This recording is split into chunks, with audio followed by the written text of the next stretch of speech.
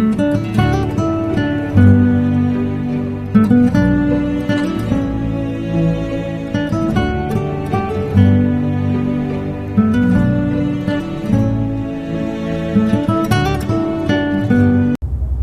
dear students, welcome to 5th lecture of single entry accounting. The 5th lecture we are going to discuss the problems relating with the single entry and the statement of affairs method. So already discussed the problems relating the statement of affairs method. In this lecture we are going to discuss the another patterns of problem relating with the statement of affairs method. And before that, just refreshing, what is the statement of affairs method? Statement of affairs method is like a statement. You are preparing a statements regarding the closing capital and the opening capital to find out the net profit of the organization. So as per the single entry method, there are two methods. One is a statement of affairs method and another one is a conversion method. And then statement of affairs method is also known as net worth method. As per the net worth method, you are preparing a statement. And what is a statement? This is a statement. The first you are preparing the closing capital and add your drawings, and less your opening capital, less your additional capital, will get the trading profit. And after that you are less depreciation, bad debt, provision, interest on capital, etc. That means all the indirect expenses which are related to the business, you are deducting the entire the indirect expenses.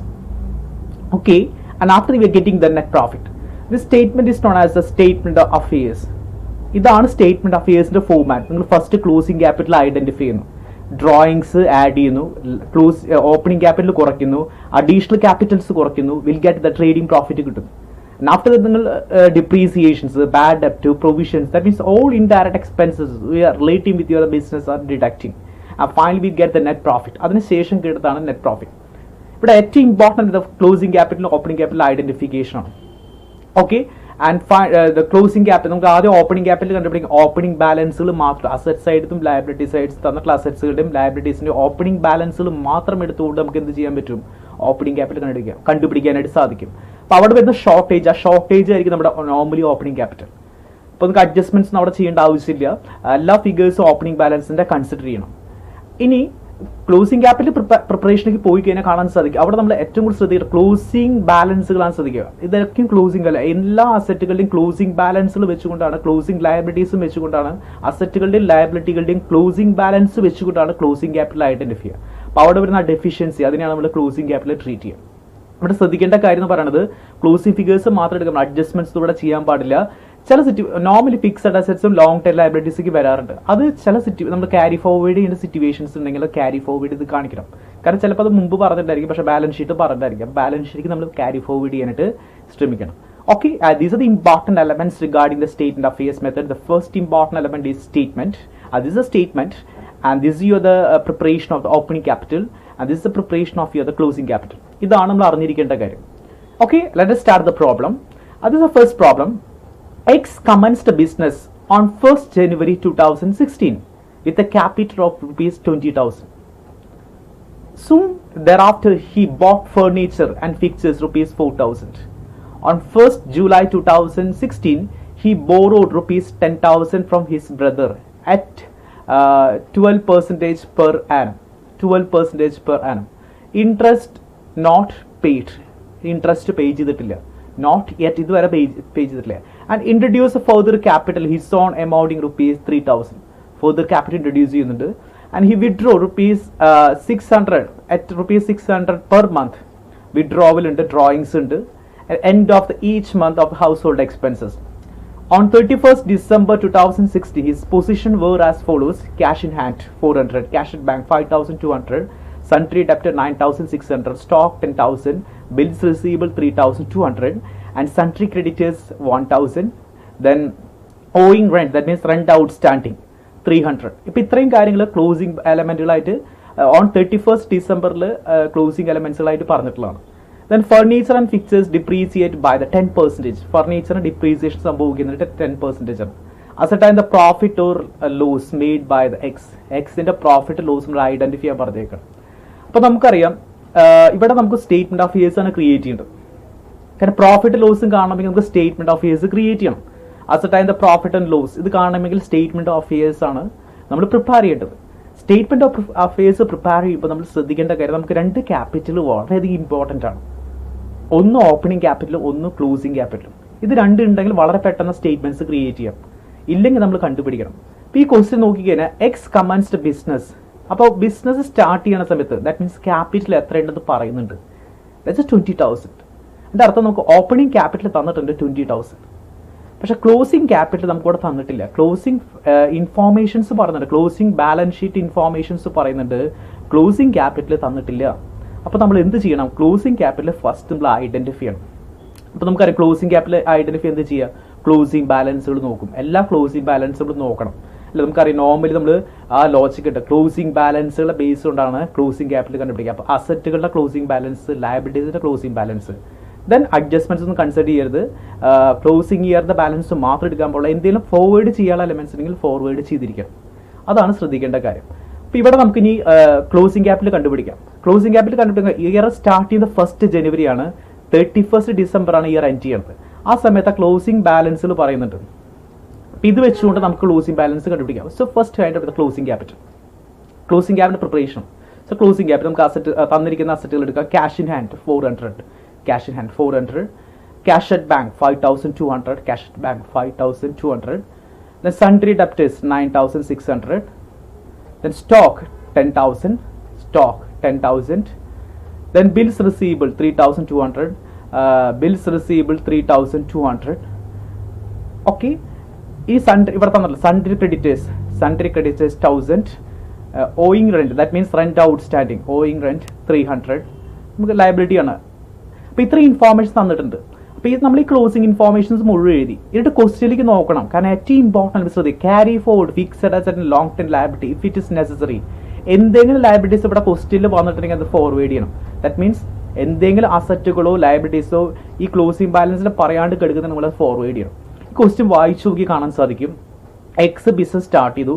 Soon there after he bought furniture. Furniture വാങ്ങിക്കുന്നുണ്ട്.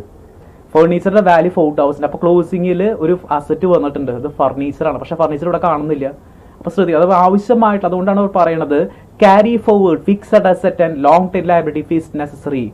ആവശ്യമായിട്ട് വരുന്ന എലമെന്റുകൾ carry forward ചെയ്യണം. അപ്പോൾ ഇവിടെ നമ്മൾ furniture and fixers ശരിക്കും year എൻഡിങ്ങിൽ വരുന്നുണ്ട്. പക്ഷെ അത് ഈ ബാലൻസിൽ വരുന്നുണ്ട്. പക്ഷെ പുറത്ത് പറയുന്നുണ്ട്, ഈ ക്ലോസിംഗ് ഇൻഫോർമേഷൻ പറയുന്നില്ലെങ്കിലും പുറത്തത് പറയുന്നുണ്ട്. Soon there after he bought furniture 4,000. അപ്പോൾ ക്ലോസിംഗ് ഇൻഫോർമേഷനിൽ വരുന്നൊരു എലിമെന്റ് ആണ് ഫർണിച്ചർ. അപ്പോൾ നമ്മൾ എഴുതണം furniture and fixtures 4,000. The furniture is 4,000. നമ്മൾ എഴുതണം ഫർണിച്ചർ ആൻഡ് ഫിക്ചേഴ്സ് 4,000.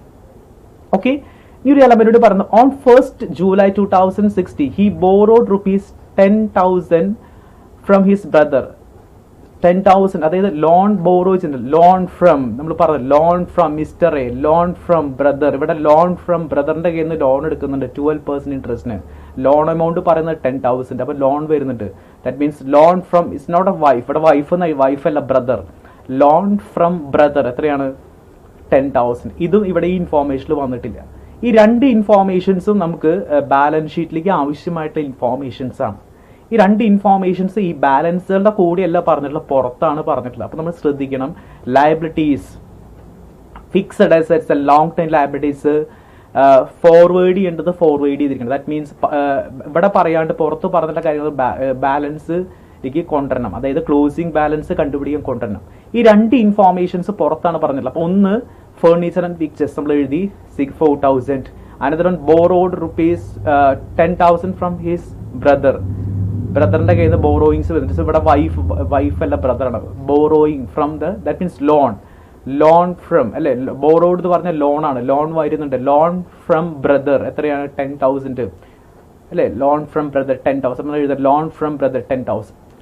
ഇപ്പൊ നമ്മുടെ എല്ലാ ഇൻഫോർമേഷൻ നമ്മൾ എഴുതാം, നമ്മൾ ആവശ്യം. പിന്നെ എല്ലാം വരുന്നത് അഡീഷണൽ ക്യാപിറ്റൽ, ഡ്രോയിങ്സും കാര്യങ്ങളൊക്കെയാണ്. അത് നമുക്ക് ഇവിടെ ആവശ്യമില്ല. അപ്പോൾ ബാലൻസ് ഷീറ്റിൽ പലപ്പോഴും പറയാണ്ട് വരുന്ന ഇൻഫോർമേഷൻസ്, ക്ലോസിംഗ് ബാലൻസിൽ പല ഇൻഫോർമേഷൻസും നമുക്ക് ചിലപ്പോൾ അവിടെ അല്ലാണ്ട് പുറത്ത് പറഞ്ഞിട്ടുണ്ടായിരിക്കും. അതായത് ആ ബാലൻസുകൾക്ക് പുറത്ത് പറഞ്ഞ്, അതായത് വേറെ എവിടെയെങ്കിലും എഴുതി മീൻസ് സ്പെസിഫൈ ചെയ്ത് പറഞ്ഞിട്ടുണ്ടായിരിക്കും. അങ്ങനെ വരുന്ന ബാലൻസുകൾ നമ്മളിത് ക്രിയേറ്റ് ചെയ്യുമ്പോൾ എടുക്കാനായിട്ട് മീൻസ് നമ്മൾ ക്ലോസിംഗ് ക്യാപിറ്റൽ കണ്ടുപിടിക്കുമ്പോൾ നമ്മൾ കൊണ്ടുവരണം. കാരണം ക്ലോസിംഗ് ബാലൻസുകളാണ് ഇതെല്ലാം. ഇൻ ബിറ്റ്വീൻ പീരീഡിൽ വന്നുള്ള ട്രാൻസാക്ഷൻസ് ആണ്. അതെല്ലാം ആവശ്യമായിട്ട്. ഇത് ഫർണിച്ചർ ഫിക്സഡ് അസറ്റ് ആണ്. ബോറോഡ് ലോൺ എന്ന് പറഞ്ഞാൽ ലോങ് ടൈം ലയബിലിറ്റി ആണ്. അല്ലെ. ലോങ് ടൈം ലയബിലിറ്റിയും ഫേർണിച്ചർ അസറ്റാണ്. അതുകൊണ്ടാണ് ആ നോട്ട്സ് ശ്രദ്ധിക്കണം. Carry forward fixed asset long time liability if it is necessary. ഇവിടെ രണ്ട് എലമെന്റ് അസറ്റ് ഫേർണിച്ചറും ദെൻ ലോൺ നമ്മൾ ഫോർവേഡ് ചെയ്തു. അതിനുശേഷം നമുക്ക് ബാലൻസ് എടുക്കാൻ പറ്റും. സോ ബാലൻസ് 32,400 ആണ്. ഇവിടെയും 32,400 നിങ്ങൾ ബാലൻസ് എടുക്കുന്നു. അപ്പോൾ ഇവിടെ വരുന്ന ഷോർട്ടേജ് ബാലൻസ് അതാണ് ക്ലോസിംഗ് ക്യാപിറ്റൽ 21,100. 21,100 ആണ് നമ്മുടെ എന്ത് വരണത് ക്ലോസിംഗ് ക്യാപിറ്റൽ വരുന്നത്. അപ്പോൾ നമ്മളിവിടെ ക്ലോസിംഗ് ക്യാപിറ്റൽ തന്നിട്ടുണ്ടായിരുന്നില്ല. ക്ലോസിംഗ് ക്യാപിറ്റൽ ഐഡന്റിഫൈ ചെയ്തു. Closing capital is 21,100. Okay. And after that നമുക്കറിയാം പ്രോഫിറ്റ് ഓർ ലോസ് സ്റ്റേറ്റ്മെന്റ് ആണ് പ്രിപ്പയർ ചെയ്യുന്നത്. നമുക്ക് സ്റ്റേറ്റ്മെന്റ് അറിയാം. ഫസ്റ്റ് ക്ലോസിംഗ് ക്യാപിറ്റൽ നമുക്കറിയാം. Closing capital 21,100. ദെൻ ഡ്രോയിങ്സ് പറഞ്ഞിട്ടുണ്ടായിരിക്കും. He withdrew that means drawings ₹600 per month. 600 per month ആണ്. അപ്പൊ 600 ഇൻറ്റു ഒരു വർഷത്തേക്ക് 12 മാസങ്ങൾ അല്ലെ 7,200 വരും. 600 ഇൻറ്റു 12 7,200. ആഡ് 7,200. അപ്പൊ 28,300. ദെൻ ലെസ് ചെയ്തിട്ട് ഓപ്പണിംഗ് ക്യാപിറ്റൽ നമുക്ക് തന്നിട്ടുണ്ട്. എത്രയാണ് 20,000 is opening capital. So opening capital 20,000.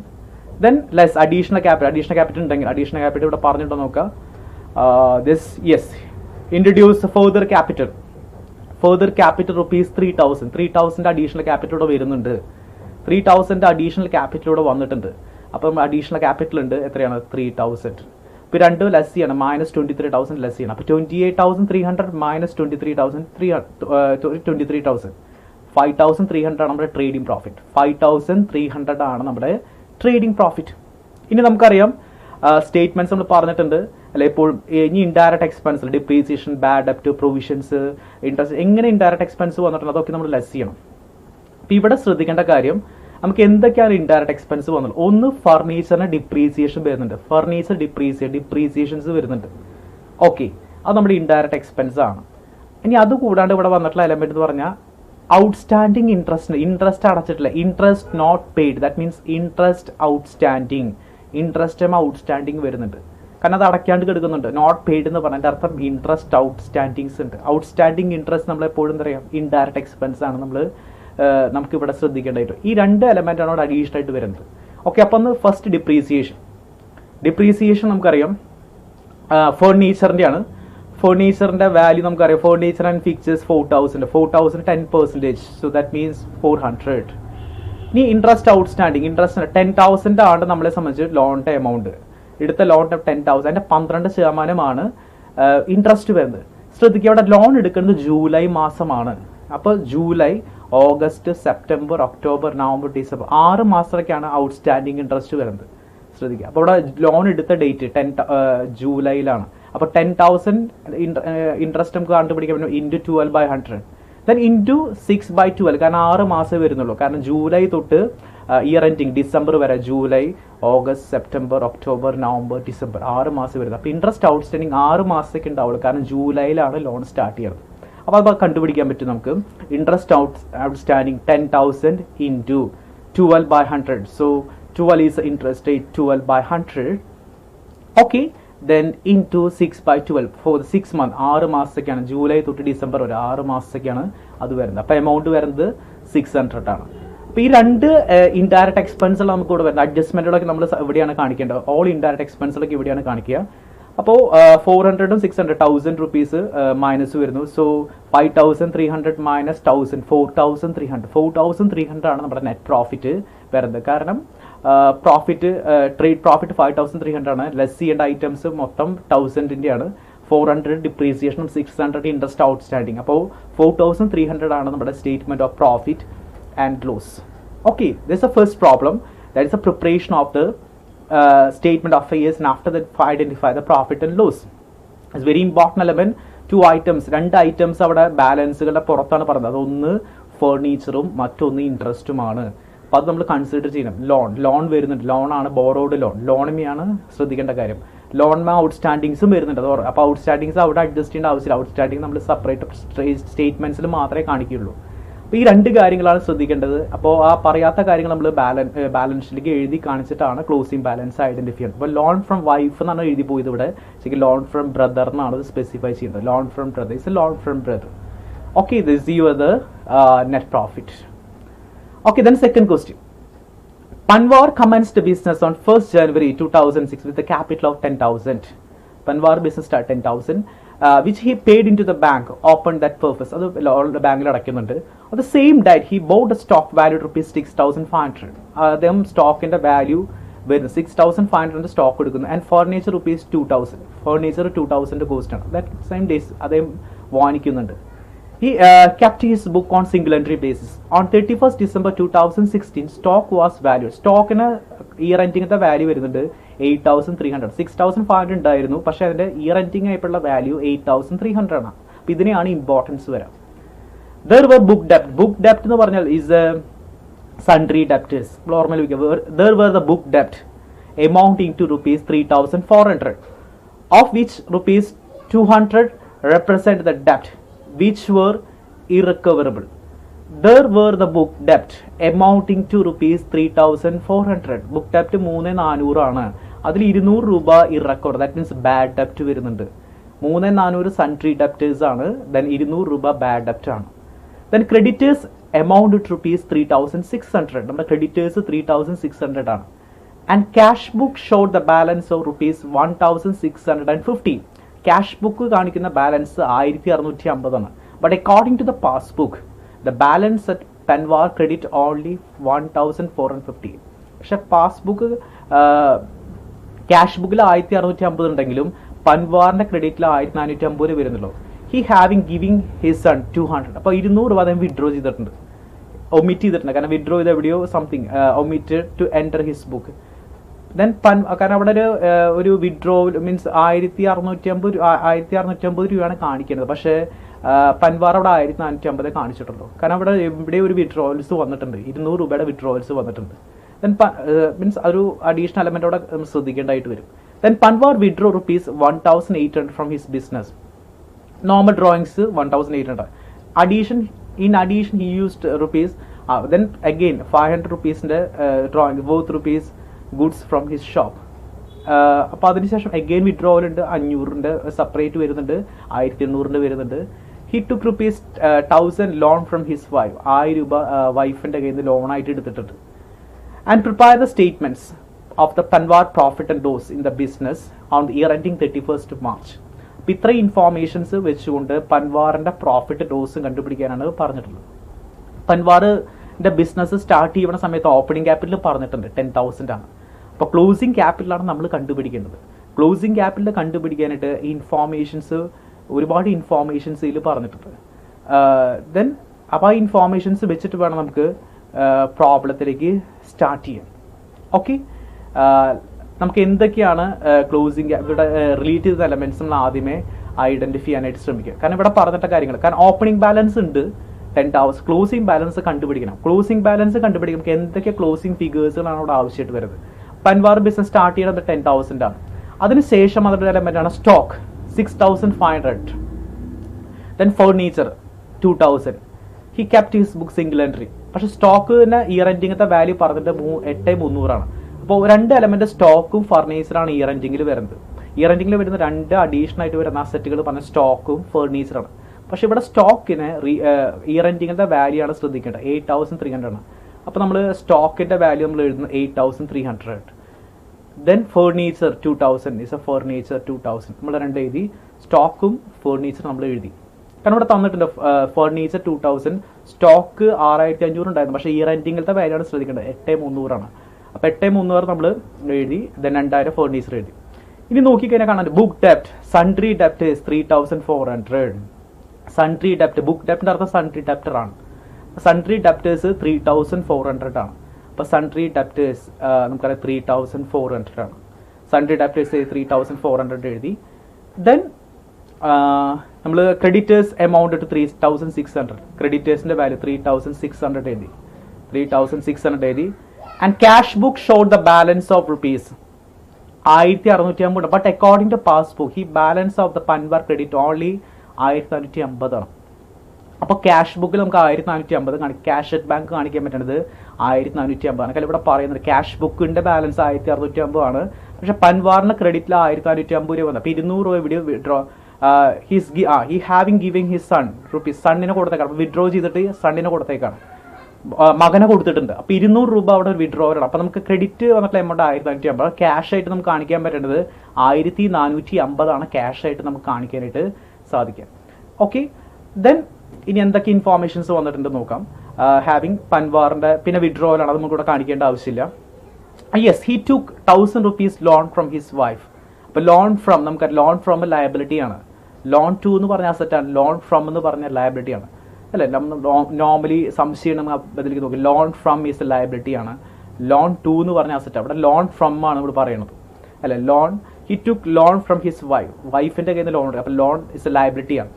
അപ്പോൾ നമുക്ക് ലയബിലിറ്റി സൈഡിൽ വന്നു ലോൺ ഫ്രം 1000. ഓക്കെ, അപ്പോൾ ഇത്ര ഇൻഫോർമേഷൻസ് ആണ് നമുക്ക് ക്ലോസിംഗ് ബാലൻസുകളായിട്ട് ഐഡന്റിഫൈ ചെയ്യാനായിട്ട് സാധിക്കുക. ഈ ക്വസ്റ്റിനിൽ നിന്ന് നമുക്ക് ക്ലോസിംഗ് ബാലൻസുകളായിട്ട് എത്ര ഇൻഫോർമേഷൻസ് ഐഡന്റിഫൈ ചെയ്യാനായിട്ട് സാധിക്കും. കാരണം നമുക്ക് ക്ലോസിംഗ് ബാലൻസ്, ക്ലോസിംഗ് ക്യാപിറ്റലാണ് കണ്ടുപിടിക്കേണ്ടത്. ക്ലോസിംഗ് ക്യാപിറ്റൽ കണ്ടുപിടിക്കാനായിട്ട് ഇത്രത്തോളം ഹിന്റ് ക്വസ്റ്റ്യൻ ഉണ്ട് നമുക്ക്. എന്തൊക്കെയാണ്? ഒന്ന്, നമുക്ക് ഫർണിച്ചർ തന്നിട്ടുണ്ട്, ഫർണിച്ചർ 2000 ഉണ്ട്.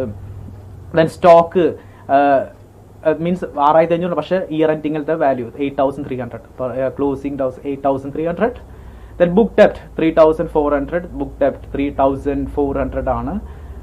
ദെൻ ക്രെഡിറ്റേഴ്സ് ഉണ്ട് 3600, ക്രെഡിറ്റേഴ്സ് 3600 വരുന്നുണ്ട്. ക്യാഷ് ബുക്കിൽ 1600, പക്ഷേ ക്രെഡിറ്റിൽ 1450, അപ്പോൾ 1450 ക്യാഷ് അറ്റ് ബാങ്ക് കാണിക്കാൻ പറ്റുള്ളൂ. കാരണം അതിൽ he having giving his son drawings വന്നേക്കാണ് 200 രൂപ. അപ്പോൾ അത് ശ്രദ്ധിക്കണം, 1550 കാണിക്കുന്നു. ദെൻ പിന്നെ നമ്മളെ സംബന്ധിച്ച് ബാക്കിയുള്ള ഇൻഫോർമേഷൻ ഇവിടെ വരുന്നു. ₹10,000 loan from his wife, loan എടുത്തിട്ടുണ്ട് വൈഫിന്റെ കയ്യിൽ നിന്ന് 1000 rupees. അപ്പോൾ ഇത്ര ഇൻഫോർമേഷൻസ് ആണ് ക്ലോസിംഗ് ബാലൻസിലായിട്ട് വരുന്നത്. ഇനി നമുക്ക് ബാലൻസ് എടുക്കാം. 15,150 and 15,150. So balancing figure is 10,550. 10,550 ആണ് നമ്മുടെ closing capital balance. That means balancing figure 10,550. Okay, അപ്പോൾ ഓപ്പണിംഗ് ക്യാപിറ്റൽ കിട്ടി 10,000 and closing capital 10,550. And after that നമുക്കറിയാം പ്രോഫിറ്റ് ഓർ ലോസ് ഐഡന്റിഫൈ ചെയ്യണം, സ്റ്റേറ്റ്മെന്റ്സ് പ്രിപ്പയർ ചെയ്യാണ്. സോ ക്ലോസിംഗ് ക്യാപിറ്റൽ, നമുക്ക് closing capital കിട്ടി 10,550. Okay, then drawings ശ്രദ്ധിക്കുക. ഡ്രോയിങ്സ് ഒരുപാട് drawings വന്നിട്ടുണ്ട്. പൻവാർ വിത്ത് ₹1,800 ഫ്രം ഹിസ് പ്രൈവറ്റ് പർപ്പസിലെ ഡ്രോയിങ്സ് ഉണ്ട് 1800. So private purpose drawings 1,800. Then goods taken from the shop for personal use, again withdrawal ഉണ്ട് അവിടെ. Personal യൂസിൽ വന്നിട്ടുള്ള ഡ്രോയിങ്സ് ഉണ്ട്. പേഴ്സണൽ യൂസ് 500 ആണ് പേഴ്സണൽ യൂസിൽ വന്നിട്ടുള്ള drawing. In addition he use ₹500 worth, means അവിടെ ഒരു അഡീഷൻ വന്നിട്ട് ഡ്രോയിങ്സിന്റെ കൂടെ 500 rupees പേഴ്സണൽ യൂസ് ആണ്, മീൻസ് പേഴ്സണൽ യൂസിലാണ് വന്നിട്ടുള്ളത്. അപ്പോൾ take shop from the personal use 500. Okay, ഇനി ശ്രദ്ധിക്കുക, ഇവിടെ 1450 രൂപയാണ് ക്യാഷ് ബുക്കിൽ കാണിച്ചിട്ടുള്ളൂ. He having giving his son. അപ്പോൾ 1650 രൂപയിൽ 200 രൂപ അദ്ദേഹം വിഡ്രോ ചെയ്തിട്ടുണ്ട്. 200 രൂപ, കാരണം സണ്ണിന് കൊടുക്കാൻ വേണ്ടി വിഡ്രോ ചെയ്തിട്ടുണ്ട്, നേരത്തെ പറഞ്ഞു. അപ്പോൾ അവിടെ ഒരു ഡ്രോയിങ്സ് കാണിക്കേണ്ടി വരും. Amount given to his son, അവിടെ ഒരു ഡ്രോയിങ്സ് ആണ്, കാരണം 200 രൂപ. അപ്പോൾ ഇത്രയും ഡ്രോയിങ്സുകളുമായി റിലേറ്റ് ചെയ്ത ട്രാൻസാക്ഷൻസ് അവിടെ, കാരണം അഡീഷണൽ ഡ്രോയിങ്സിൽ ഒരുപാട് വന്നിട്ടുണ്ട്. ഇതാണ് ശ്രദ്ധിക്കേണ്ടത്. കാരണം ഒരിക്കൽ കൂടി പറയുന്നു, പൻവാർ 1800 രൂപ അദ്ദേഹം ബിസിനസ് പർപ്പസിന് വിഡ്രോവൽ വരുന്നുണ്ട്. ഇൻ അഡീഷൻ പേഴ്സണൽ വിഡ്രോവൽസ് ഉണ്ട്, 500 രൂപയുടെ പേഴ്സണൽ വിഡ്രോവൽസ് ഉണ്ട്. ഫ്രം ഹിസ് ഷോപ്പ് അദ്ദേഹം തന്നെ വിഡ്രോ ചെയ്യുന്നുണ്ട്. അപ്പോൾ അവിടെ ഒരു ഡ്രോയിങ്സ് വന്നു. ദെൻ 1650 രൂപയാണ് ക്യാഷ് ബുക്കിൽ ഉണ്ടാവേണ്ടത്, പക്ഷെ അദ്ദേഹം 1550 കാണിച്ചിട്ടുള്ള ക്യാഷ് ബുക്കിൽ. Having giving his sun, that means 200 രൂപ അവിടെ അഗെയിൻ വിഡ്രോ ചെയ്തിട്ടുണ്ട്, കാരണം വിഡ്രോവലായിട്ട് അസ്യൂം ചെയ്യേണ്ടതായിട്ട് വരും. അപ്പം അങ്ങനെ 3 ഡ്രോയിങ്സ് ആണ് വരുന്നത്. 1800ന്റെ നോർമൽ ഡ്രോയിങ്സ്, ഇത് പേഴ്സണൽ ഡ്രോയിങ്സ്, ഇത് സണ്ണിന് കൊടുക്കാൻ വേണ്ടി അദ്ദേഹം ക്യാഷ് ബുക്കിൽ നിന്ന് വിഡ്രോ ചെയ്ത്. അപ്പോൾ ഇത്തരം ഡ്രോയിങ്സ് ട്രാൻസാക്ഷൻ വരുന്നുണ്ട്. അപ്പോൾ 10,550 is A closing capital plus 1,800 plus 500 plus 200. അപ്പോൾ 13,050 ആണ് ഇവിടെ വരുന്ന balance. Okay, then opening capital. Opening capital നമുക്കറിയാം 10,000 ആണ്. പിന്നെ അഡീഷണൽ ക്യാപിറ്റലിൽ ഒന്നും പറഞ്ഞിട്ടില്ല. അഡീഷണൽ ക്യാപിറ്റലിനെ കുറിച്ച് ഒന്നും ഇതിൽ പറഞ്ഞിട്ടില്ല ക്വസ്റ്റ്യനിൽ. അഡീഷണൽ ക്യാപിറ്റൽ ഉണ്ടെങ്കിൽ മാത്രം നിങ്ങൾ അവിടെ സ്പെസിഫൈ ചെയ്ത് കാണിച്ചാൽ മതി. അപ്പോൾ അഡീഷണൽ ക്യാപിറ്റലിനെ കുറിച്ച് ഒന്നും പറഞ്ഞില്ല. അപ്പോൾ 13,050 മൈനസ് 10,000 3,050 ആണ്. 13,050 മൈനസ് 10,000 3,050 ആണ് നമ്മളെ സംബന്ധിച്ച് വരുന്ന ട്രേഡിംഗ് പ്രോഫിറ്റ്. ഇനി നമുക്കറിയാം less depreciation, bad debt, provision, ഇത്രയും കാര്യം നമ്മൾ ലെസ് ചെയ്യാണ് ചെയ്യുക. Additional indirect expense. ഇവിടെ ഈ ക്വസ്റ്റ്യൻ നമുക്ക് ബാഡ് ഡെപ്റ്റ് വരുന്നുണ്ട്. 200 രൂപയുടെ ബാഡ് ഡെപ്റ്റ് നമ്മൾ നേരത്തെ കൊണ്ടുവച്ചത്. Bad ഡെപ്റ്റ്, sundry ഡെപ്റ്റ് ₹3,400, out of which 200 representing the bad ഡെപ്റ്റ്. Bad ഡെപ്റ്റ് ആണ്. ബാഡ് ഡെപ്റ്റ് അപ്പോൾ നമ്മൾ ബാഡ് ഡെപ്റ്റ് കാണിക്കേണ്ടതായിട്ട് വരും. ബാഡ് ഡെപ്റ്റ് എത്രയാണ്? 200 രൂപയുടെ ബാഡ് ഡെപ്റ്റ് ഉണ്ട്. 200 രൂപയുടെ ബാഡ് ഡെപ്റ്റ് ഇവിടെ ഇറക്കവറബിൾ ആണ്. നമ്മൾ ബാഡ് ഡെപ്റ്റ് എഴുതി കാണിക്കുന്നു. So bad 200. അപ്പോൾ ബാക്കി വരുന്ന ബാലൻസ് 3050 മൈനസ് 200 ഇസ് 2850. 2850 ആണ് നമുക്ക് വരുന്ന net profit. Okay, this is second question. Panwar limited, പൻവാറിന്റെ ട്രാൻസാക്ഷൻസിൽ ഓപ്പണിംഗ് ബാലൻസ്, ഓപ്പണിംഗ് ക്യാപിറ്റൽ പറഞ്ഞിട്ട് ക്ലോസിംഗ് ക്യാപിറ്റൽ ഐഡന്റിഫൈ, തന്നിരിക്കുന്ന ഇൻഫോർമേഷൻസ് വെച്ച് നമ്മൾ ക്ലോസിംഗ് ക്യാപിറ്റൽ ഐഡന്റിഫൈ ചെയ്യുന്നു. ഈ ഇൻഫോർമേഷൻസ് നമ്മൾ സബ്സ്റ്റിറ്റ്യൂട്ട് ചെയ്ത് ക്ലോസിംഗ് ക്യാപിറ്റൽ കണ്ടുപിടിക്കുന്നു. Then preparation of the statement of profit.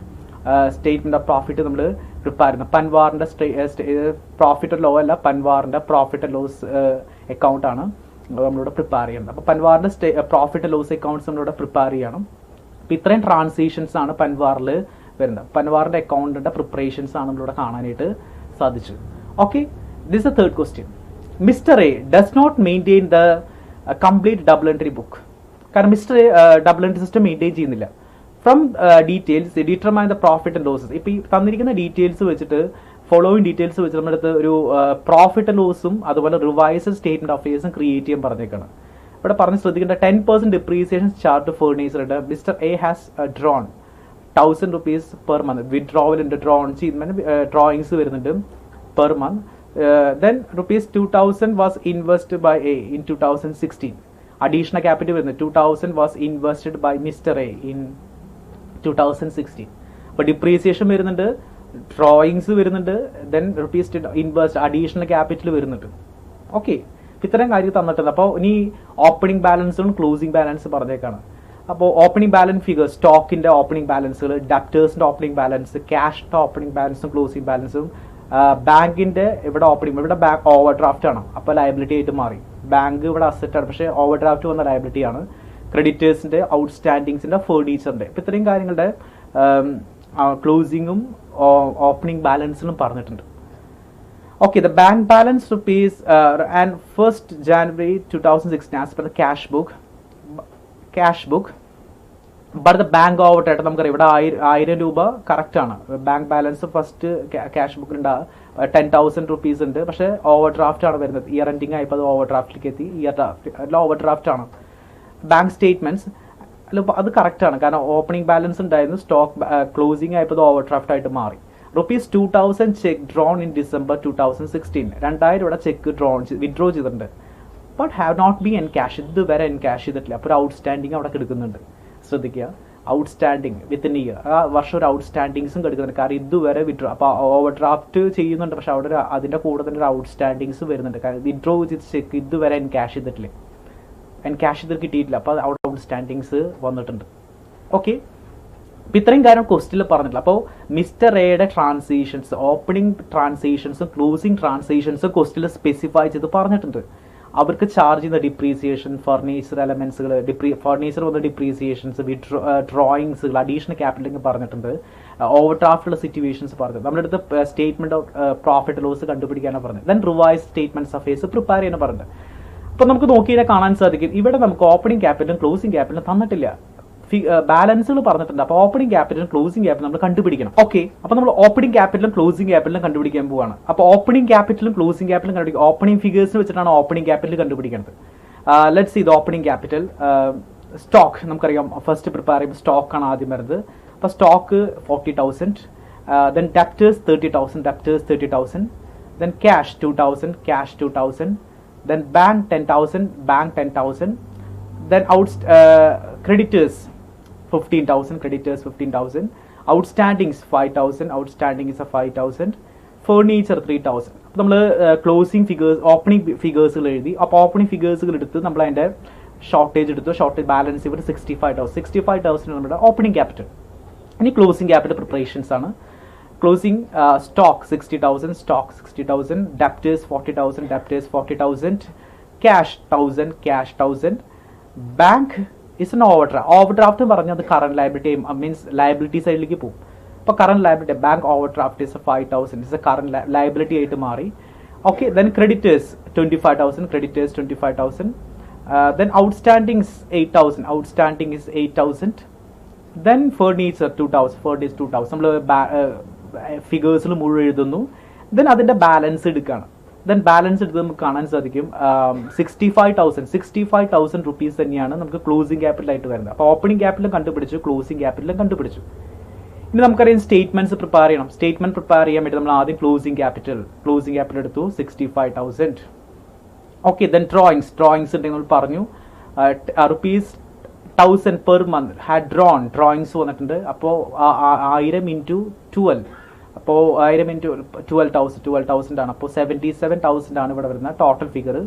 Then less opening capital 65,000 ആണ്. അപ്പോൾ ഓപ്പണിംഗ് ക്യാപിറ്റൽ 65,000 ആണ്. ദെൻ അഡീഷണൽ ക്യാപിറ്റൽ ഉണ്ടെങ്കിൽ അഡീഷണൽ ക്യാപിറ്റൽ പറഞ്ഞാൽ ₹2,000 വാസ് ഇൻവെസ്റ്റഡ്. അതിൻ്റെ അർത്ഥം അഡീഷണൽ ക്യാപിറ്റൽ ആണ്. ഇൻവെസ്റ്റ് എന്ന് പറഞ്ഞിരുന്നത് ഇറ്റ്സ് അഡീഷണൽ ക്യാപിറ്റൽ വന്നു 2,000 ആണ്. മൈനസ് 2,000, അപ്പോൾ ലെസ് ചെയ്യണമാണ്, കാരണം ലെസ് ഫിഗർ ആയതുകൊണ്ട് 2,000. അപ്പോൾ 67,000 നമുക്ക് മൈനസ് ഫിഗർ വന്നു. അപ്പോൾ 77 മൈനസ് 67 ഇസ് 10,000 ആണ് നമുക്ക് വരുന്ന ട്രേഡിംഗ് പ്രോഫിറ്റ്. നമുക്കറിയാം നോമ്പിൽ നമ്മൾ ചെയ്യേണ്ടത് അഡീഷണൽ എക്സ്പെൻസുകളൊക്കെ നമ്മൾ എവിടെയാണ് കാണിക്കുക. ഇവിടെ വന്നിട്ട് ഇവിടെ അഡീഷണൽ എക്സ്പെൻസ് ആണ്. ഒന്ന് ഡിപ്രീസിയേഷൻ 10% ആണ്. ഡിപ്രീസിയേഷൻ എപ്പോഴും ക്ലോസിംഗ് ബാലൻസിനെയാണ് കണ്ടുപിടിക്കേണ്ടത്. അപ്പോൾ 2,000 ആണ് ക്ലോസിംഗ് ഫിഗർ ഓഫ് ഫർണിച്ചർ. ആ ഫർണിച്ചറിനെയാണ് ഡിപ്രീസിയേഷൻ എപ്പോഴും കണ്ടത്. ക്ലോസിംഗ് ഫിഗറുകളാണ് എപ്പോഴും ക്ലോസിംഗ് ബാലൻസുകളാണ് ഡിപ്രീസിയേഷൻ കാണേണ്ടത്. അപ്പോൾ 2,000 റുപ്പീസ് നമുക്ക് ക്ലോസിംഗ് ബാലൻസ് ഉണ്ട്.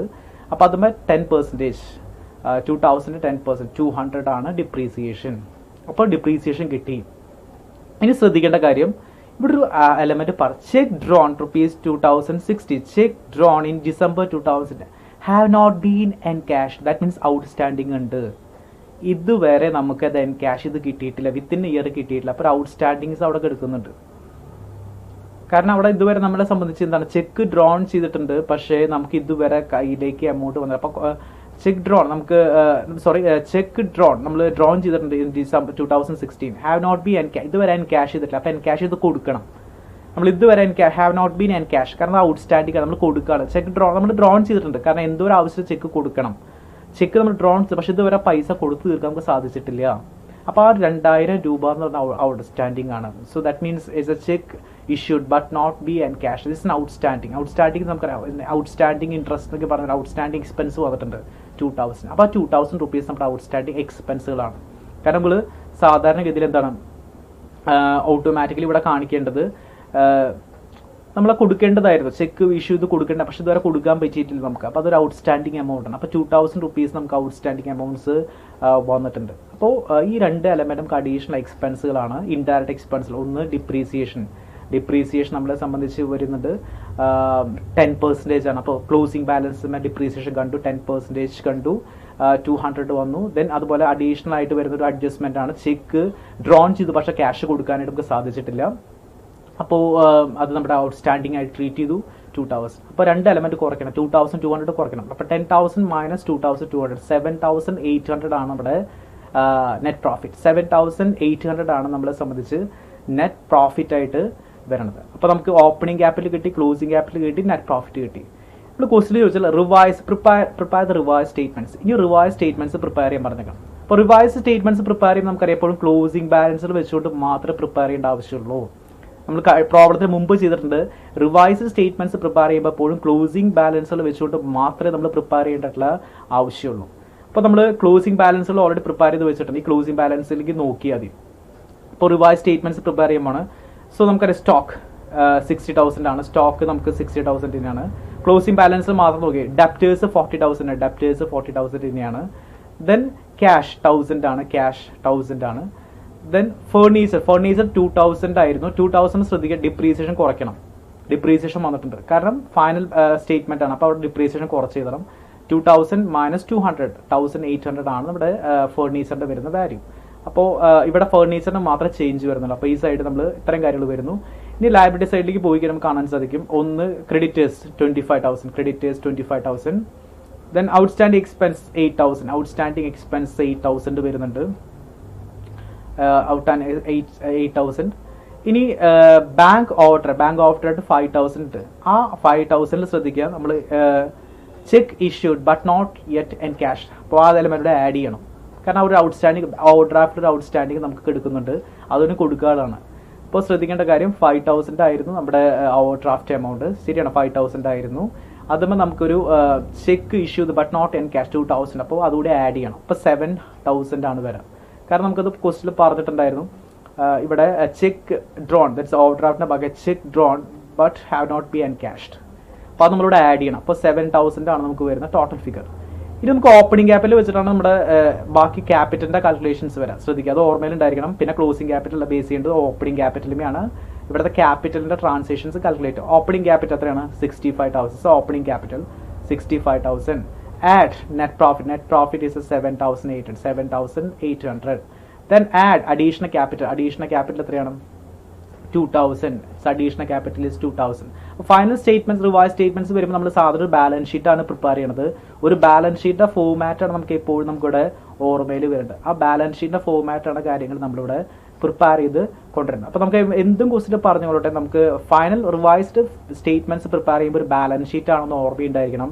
അപ്പോൾ ഇവിടെ വരുമ്പോൾ ക്യാപിറ്റലിന്റെ നമ്മുടെ normal transaction, opening capital, net profit add ചെയ്യുന്നു. Then add additional capitals.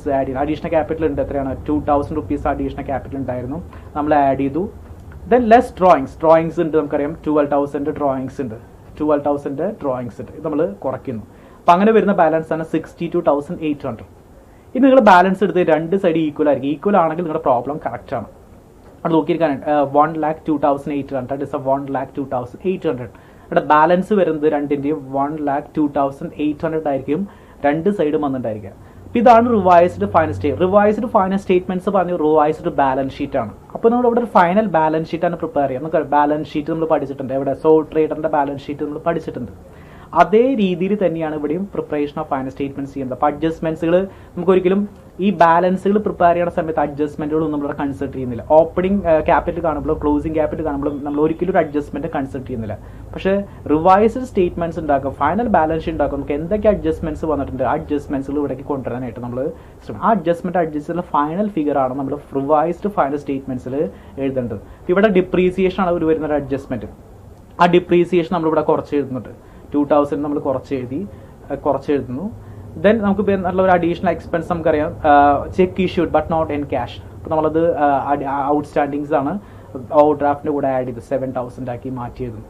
നേരെ മറിച്ച് നമ്മൾ ഒരിക്കലും ഇവിടെ 5,000 എഴുതിയില്ല, പക്ഷെ നമ്മൾ അഡ്ജസ്റ്റ്മെന്റ് കൂടി കൊടുത്തിട്ടുള്ള എമൗണ്ട് ആണ് ഫൈനൽ സ്റ്റേറ്റ്മെന്റ് ഓഫ് ഇയേഴ്സ് കാണിക്കുന്നത്. അപ്പോൾ 7,000. പിന്നെ ക്യാപിറ്റലിന്റെ calculation, opening capital, then add net profit, less drawings, add additional capital. ആ ലോജിക്ക് തന്നെയാണ് ഇവിടെ യൂസ് ചെയ്യുന്നത്. അപ്പോൾ രണ്ട് സൈഡിന്റെ ടോട്ടൽ എടുത്ത് തന്നെ കാണാൻ സാധിക്കും 1,02,800. 1,02,800 ആണ് നമ്മുടെ revised final statements, that's revised balance sheet.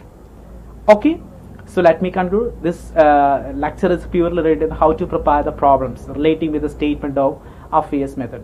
So the first we discuss what is the statement of affairs.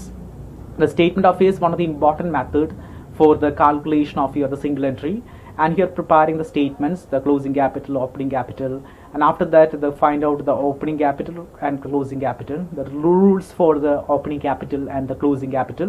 And these are problems. The first problem, the X commenced the business, and here they're preparing the final statements. And after the Panvar commenced the business, and Panvar point of view preparing the net profit is at 2,850. And the last problem, there is the opening balance and the closing balances. And after the opening balance and the closing balances, identify the opening balance and closing balances. We are preparing the statement of profit and loss, and we get the net profit is 7,800. And finally, you are preparing the statement of affairs. That's the revised balance sheet. The balance sheet total is 1,02,800. Okay, so these are the problems relating with the statement of affairs method. Okay, anyway, thank you so much, and thank you for watching me.